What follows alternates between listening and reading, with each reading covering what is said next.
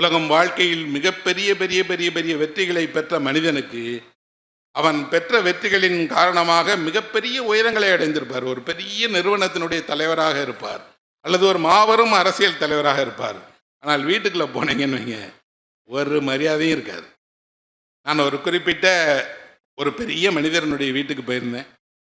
அவர் என் முன்னால் என்னை உட்கார வச்சுட்டு, என்ன சார் மோர் குடிப்பீங்களா அப்படின்னார். குடிப்பேங்க. ஒரு மோர் கொடுமா அப்படின்னு சொன்னார். நான் ஒரு 9:30 மணிக்கு அவர் வீட்டுக்கு போனேன். 12 மணி வரைக்கும் இருந்தேன். 12 மணி வரைக்கும் வரல. கொஞ்ச நேரம் கழிச்சு அவர் சொன்னார், நானே போய் தயார் பண்ணி தான் சார் கொண்டு வரணும். உங்களுக்கு தெரிஞ்சிருந்திருக்கும்ல, இப்படி தான் சார் வீட்டில் என் நிலவை அப்படின்னு. நான் சொன்னேன், உங்களை விட கௌரவமான வாழ்க்கையை தான் நான் வாழ்கிறேன்னு அர்த்தம். பணம் தான் உங்கள் அளவுக்கு இல்லைன்னா அவர் சிரிச்சுக்கிட்டே சொல்கிறாரு, பணம் வந்தால் எல்லாம் வந்துடும் நினைக்காதீங்க சார். சாதாரண குடும்பமாக நாங்கள் இந்த நகரில் ஒரு சின்ன இடத்துலேருந்து வாழ்க்கையை தொடங்கினோம். அப்போ எங்கள் வீட்டில் எந்த நேரம் யார் வந்தாலும் செஞ்சு கொடுப்பாங்க சார், சாப்பாடு போடுவாங்க சார். பணம் வர வர வர வர பணம் வந்துடுச்சு, எல்லாம் வந்துடுச்சு, மனது மாறிடுச்சு சார். இப்போ அவர்களுக்கு யாரையும் அவன் கூட்டிகிட்டு வருவானா, வர்றவனுக்கெல்லாம் மோர் டீ கொடுக்கறது எங்கள் வேலையா அப்படின்னு அவங்க நினைக்கிறார்கள். உண்மையில் அந்த அன்பு உள்ள பெண்ணினுடைய மனதில் இருந்த அன்பு ஏன் மறைந்தது? இனி தேவையில்லை, நீ இந்த உலகம் தேவையில்லை, இந்த மனிதர்கள் தேவையில்லை, அவருக்கு வேணும். அவருக்கு வேணும்னா அவர் கடையில் வாங்கி கொடுக்கட்டும், இல்லைன்னா அவர் செய்யட்டும். அந்த மரியாதையை அவர் தன் பணத்தை கொண்டு பெற்றுவிட முடியுமா? அல்லது மரியாதையை தன்னுடைய அதிகாரத்தை கொண்டு நிலைநாட்டி விட முடியுமா? முடியவே முடியாது.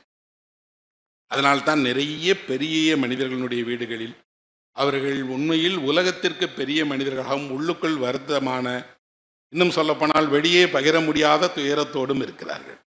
உலகம் அவர்களை நமக்கு அடையாளம் காட்டுகிறது ஒரு விதம்தான் என்றால், புத்தகமும் இலக்கியமும் தான் அவர்களுடைய மறுபக்கத்தை அறிமுகம் காட்டுகிறது.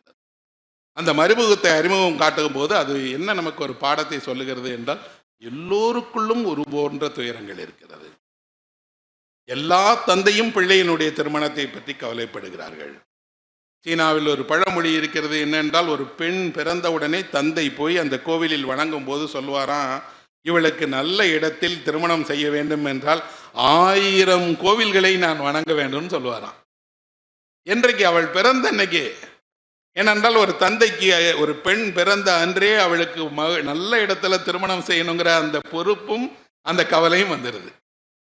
மனதில் தந்தையின் பெரும்பான்மையான தந்தைகள் பையன்களை பற்றி அல்ல, பிள்ளைகளை பற்றி கவலைப்பட்டே இருக்கிறாங்க. ஆனால் வாழ்க்கை பாருங்கள், இப்படி கவலைப்பட்ட அத்தனை தந்தைகளுக்கும் ஒரே விடையைத்தான் தந்திருக்கிறது, அவர்களை தோற்கடித்திருக்கிறது. அவர்கள் கவலை நிஜம்தான் என்று நிரூபித்திருக்கிறது. மிக குறைவான பெண்களுக்குத்தான் நல்ல வாழ்க்கை கிடைத்திருக்கிறது, நிறைவான வாழ்க்கை கிடைத்திருக்கிறது. உண்மையில் அப்படி ஒரு வாழ்க்கையை அவர்கள் கனவு காணுகிறார்கள். எல்லோருக்கும் ஒரு வாழ்க்கை என்றால், அந்த வாழ்க்கை எனக்கு மட்டும் ஏன் இப்படி ஆனது என்றால் தெரியவே தெரியாது. எந்த காரணம்? அந்த தந்தை மிக நன்றாக வளர்த்தார், மிக நன்றான எல்லா வசதிகளையும் செய்து கொடுத்தாள், ஆனால் அவளுக்கு அந்த வாழ்க்கை இனிமையாக இல்லை. அந்த கவலையுற்ற தந்தையினுடைய மனதை நீங்கள் புரிந்து கொள்ள வேண்டும் என்றால் ஒரு ஷேக்ஸ்பியருடைய கிங் லியர் வேணும். நீங்கள் கிங் லியரை படித்தால் உங்களுக்குள் அந்த லேயர் இருக்கிறதை நீங்கள் உணர்வீர்கள்.